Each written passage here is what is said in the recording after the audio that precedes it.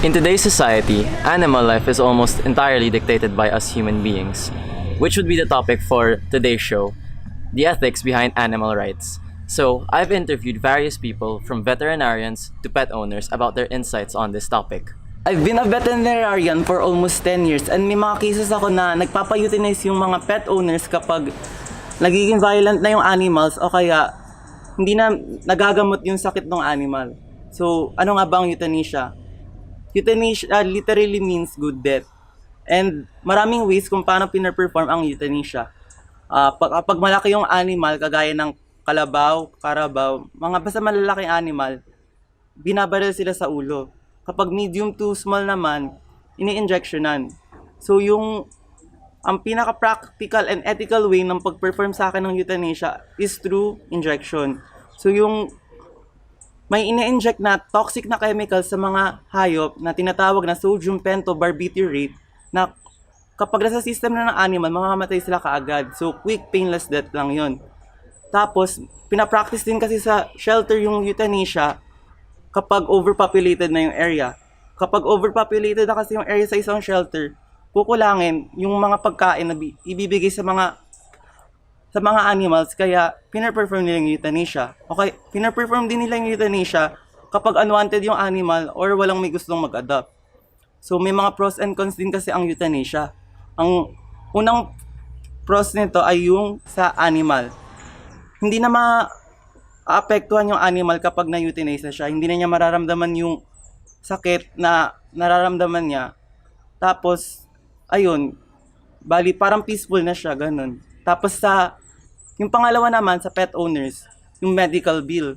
Kasi yung mga gamot ng animal, napakamahal compared sa gamot ng tao. Tapos, ayun, hindi na siya ganun gagastos, pati mas practical way yung pag-euthanize. Pero may cons naman din yung pag-euthanize ng mga animals. So, pwede maapektuhan yung breed ng mga hayop.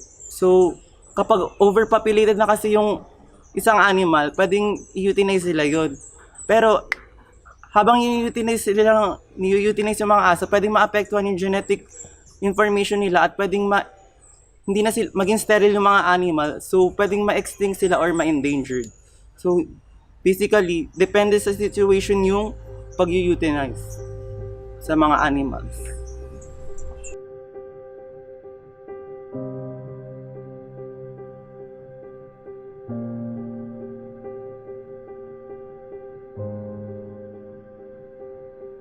Hi, ako si Nathan, former pet owner and animal lover. So, dati kasi may pet dog ako na pangalan niya ay Pork Chop. Ang nangyari kasi sa kanya, nabangga siya the day na wala ako sa bahay, wala rin. Tas hindi napansin ng parents ko na nakalabas siya ng gate. So, ang nangyari sa kanya, nabangga siya, nabundol siya ng kotse. And then after that, nagkaroon siya ng skin cancer. So, sa skin cancer niya, nag-develop yung iba't ibang mga sakit niya. So, kahit na anong ibigay namin sa kanya na medical treatment and kahit anong i-inject namin sa kanya na pwede, walang nangyayari sa kanya. And mas lalo lang siya nagsasuffer. So, kaya ko siya pina-euthanize kasi kahit anong gawin namin, wala na talagang maghihid sa kanya. Patuloy lang yung paghihirap niya and nagsasuffer na talaga siya. Kahit kami nalulungkot na and hindi na namin kinakaya na tingnan siyang gano'n. So, ano nga ba experience ko sa euthanasia? So, yung ginawa namin, imbis na dalhin kasi namin siya sa vet med, mahirap kasi pag pinadala pa sa vet med, matagal pa, hindi, tas parang inconvenient para sa amin and sa dog namin. So yung ginawa namin, nagpadala na lang kami ng professional sa bahay, and nung habang natutulog yung aso namin, kinausap kami ng vet med, and sabi niya mag-i-inject daw siya ng something sa aso namin para matulog siya ng 15 minutes, and after that he won't wake up na. So ayun, syempre bago namin siya ipa-inject, we said our last goodbyes, and ayun, nung pina-inject na namin siya, after 15 minutes di na siya nagising. Ang maganda lang kasi doon, convenient sa kanya, convenient sa amin, and yung huli niya nakita kami, yung huli niya nakita yung bahay, huli niya amoy yung bahay. So sa pagkamatay niya, parang mas okay na rin na dun sa bahay ginanap, and mas maayos and mas memorable para sa amin yung mga.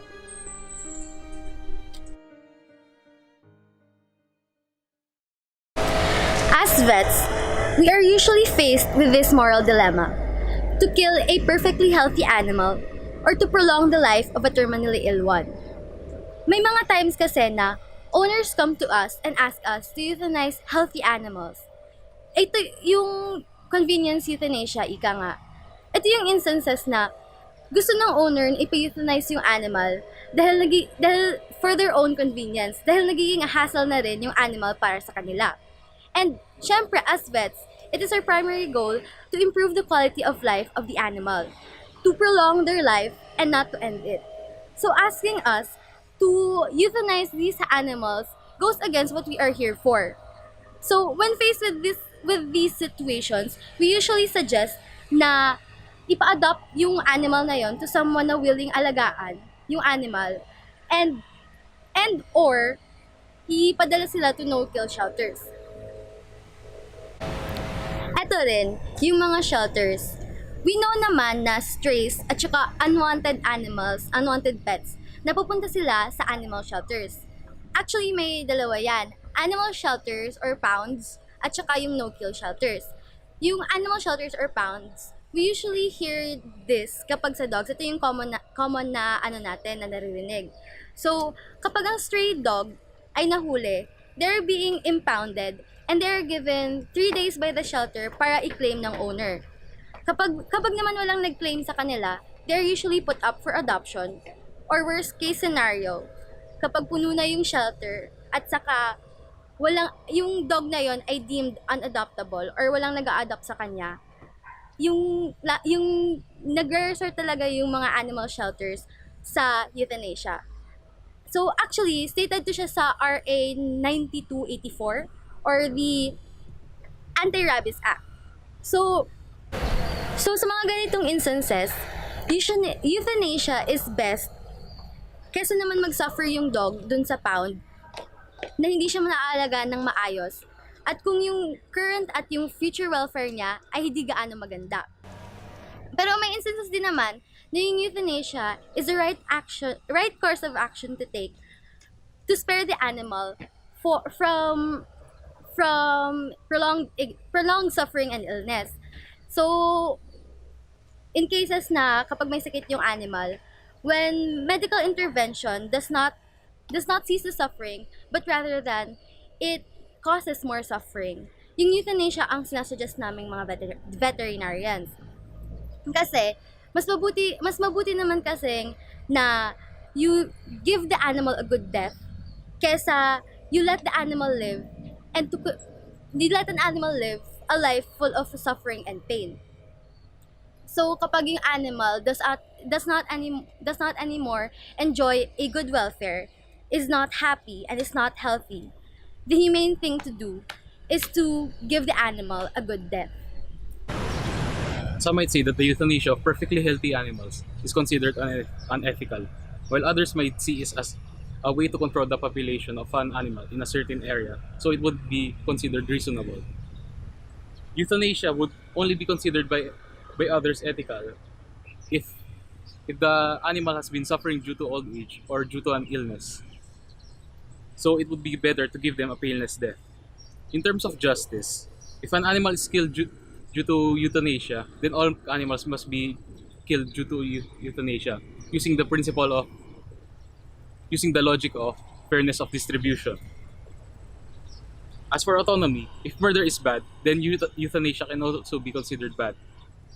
If you euthanize an animal just because it is suffering and you don't want it to suffer anymore, then it would be considered unethical. Euthanasia of small animals such as cats, dogs, or even hamsters is highly stressful not only for the owners but also for those people who have the responsibilities in doing such euthanasia procedure, such as veterinarians or shelter workers. Pets may be central to the feelings of love and companionship of the family because they feel that the family have the responsibility for the quality of life that they have to give for the animals. Most owners have experienced guilt or grief because of consenting and allowing their animals or pets to undergo euthanasia. So to prove this point of how distressing euthanasia is for the owners, euphemism or put down or put to sleep is done during euthanasia procedure. Applying euthanasia is hard choice for the owner. Sometimes the owner rely on the veterinarian's judgment whether or not the animal is in critical condition. Many owners actually request euthanasia because they realize that their animal or their pet is suffering serious disease that cannot be successfully treated and compromises the quality of life.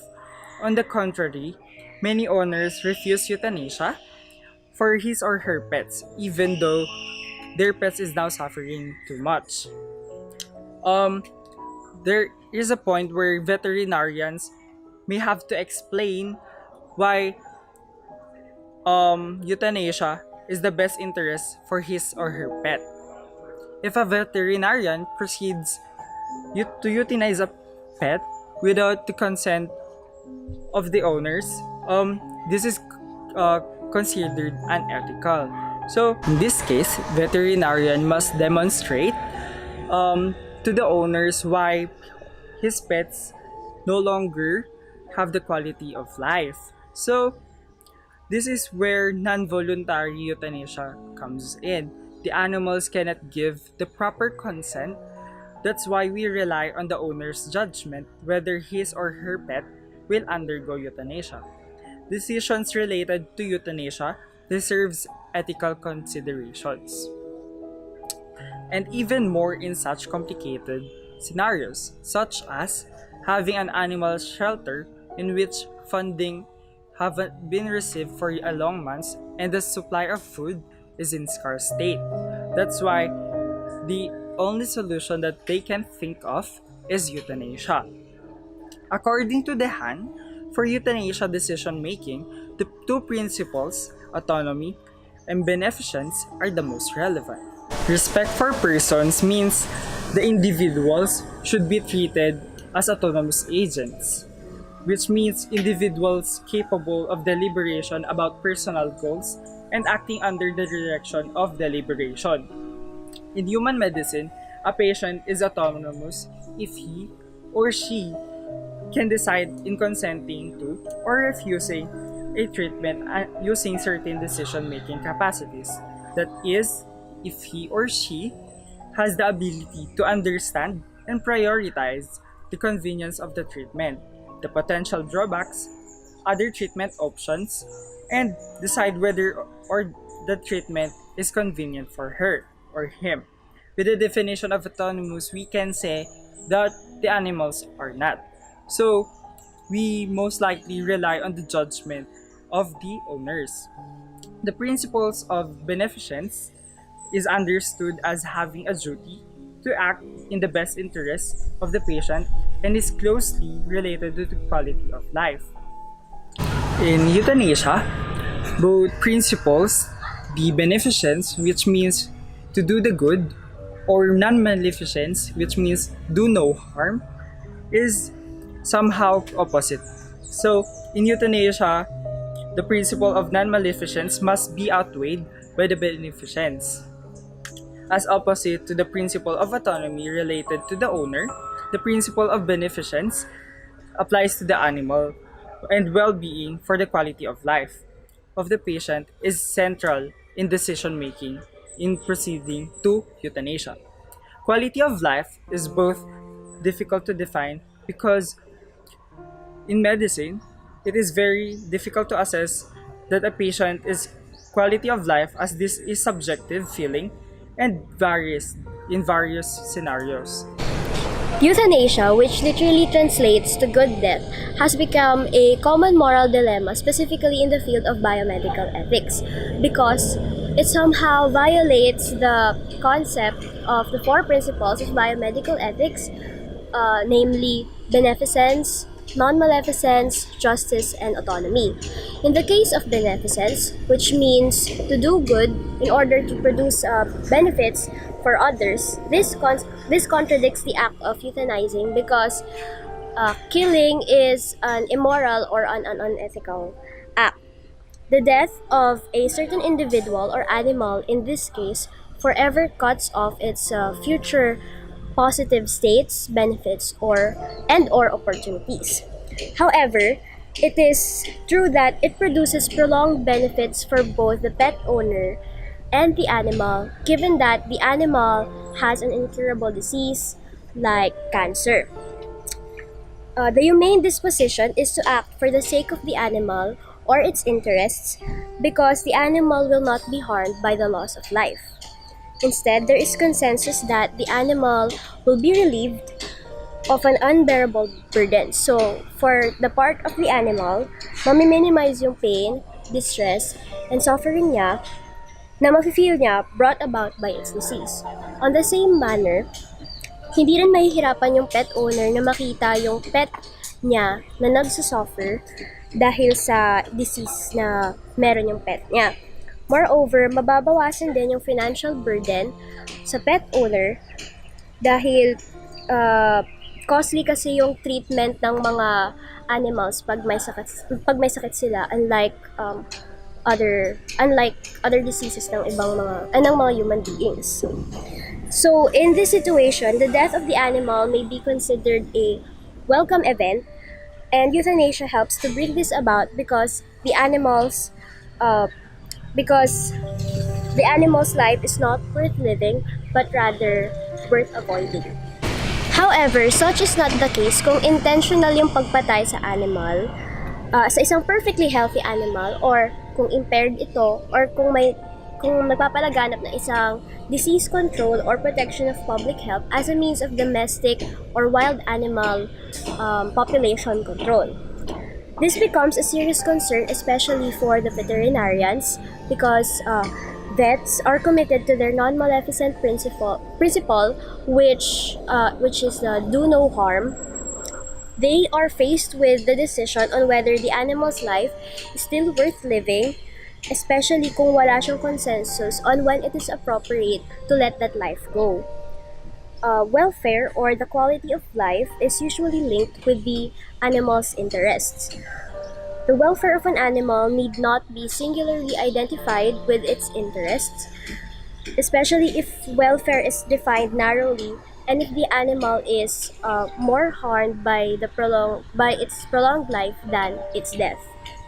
So euthanasia may be the most practical way to spare the animal from what is to come, lalo na if medical interventions will just prolong a terminal condition, or if the animal's current health conditions cannot be successfully mitigated.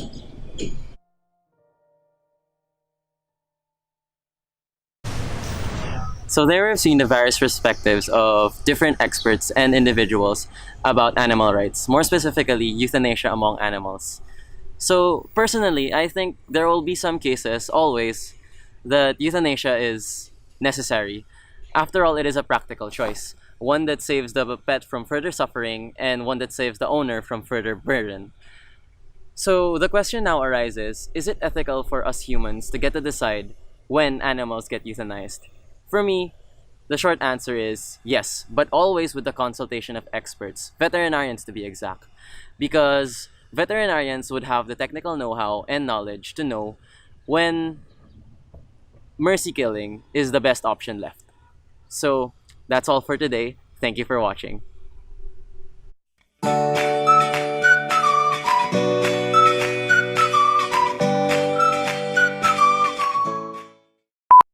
So I've interviewed people from all walks of life, from veterinarians. Ang isa pang ano pa ba?